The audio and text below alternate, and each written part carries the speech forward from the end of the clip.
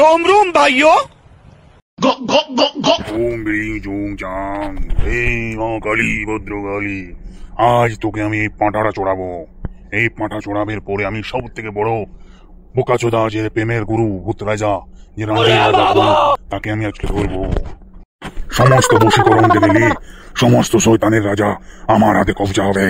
ডক্কাটা পণ্ডিতের নাম শুনলে যখন বড় বড় শয়তানরা মুতে দেয় চট চট চট চট, এই পাঁঠাকে মা কালী তোর নামে রক্ত চড়াবো। আজকে আমার বসার রাত, আজকে আমার মনোকামনা পূরণ হবে, যা বলবো তাই পূরণ হবে। রন্ডির বাচ্চা ছেঁদা, ঘর জামাই, শালা বড় পাচাওয়ালা শাশুড়ি জামাই, কি ব্যাপার? তুই আমার ঘন জঙ্গলে খপ্পা তাকে ওই পালি বল বোকাচোদা ছেঁদা। ডক্কাটা পণ্ডিত, তুমি এরকম বলে দিও না আমাকে।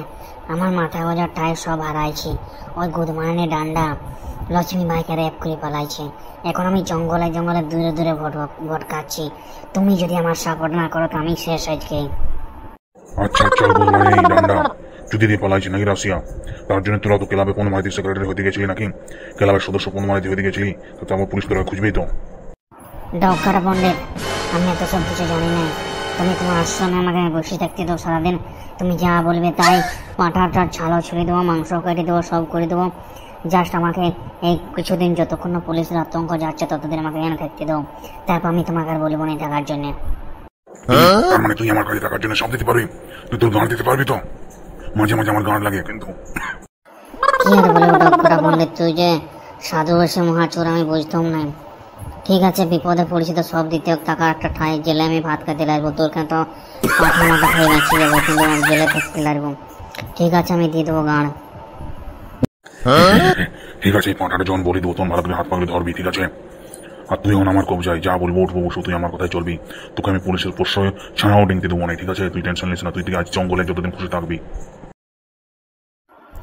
আর একটু আগে তো ছেনা ছিল, আমি একটু হাইক দিলাম, তার মধ্যে ছেনা গায়েব। ব্যাপারটা কি কি হলো ছেনার? ছেনা কোথায় গেল? আমি একটু জাস্ট হাইক দিয়ে মরতে গেলাম, সকালে জোরে হাগা পাই চলে এসে দেখছি ছেনা নাই।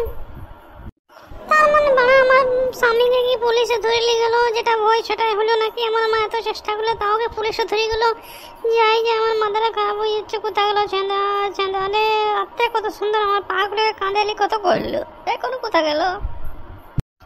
মহান ডাক্তার জনি শেষ, তুমি তো কিছু বলো, আমার ছেলে কোথায় গেল? আমি তো জানো ছেলেকে ছাড়া ঘুমাইনি। ছেলে আমার প্রথম ভালোবাসা, ছেলেকে ছাড়া আমি বাঁচতে পারবো না। এই ছেলেকে খুঁজে দাও রে জনি সেন্স।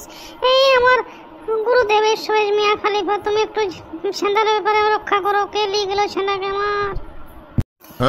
আমার মাকে বলি গে, ছেলেকে না দেখলে আমি পাগল হয়ে যাবো। ছেলে কোথায় গেল? আমি একটু শান্তি পাচ্ছি, তাড়াতাড়ি যাই।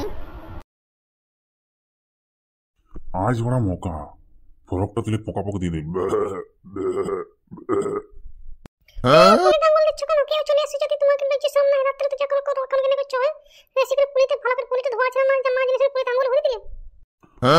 লাইন ক্লিয়ার, কোনো টেনশন চাপ কিচ্ছু নাই। তাই ফ্রি মাইন্ডে আমার সবুজ হইল না, আমি যাকে পুলিতে পক করে তোমার আঙ্গুল দিয়ে দিলাম। আঙ্গুলটা হয়তো আমার বন্ধ করছে বুঝতে পারছি, কিন্তু কি করবো, ধৈর্য ধর হচ্ছে না।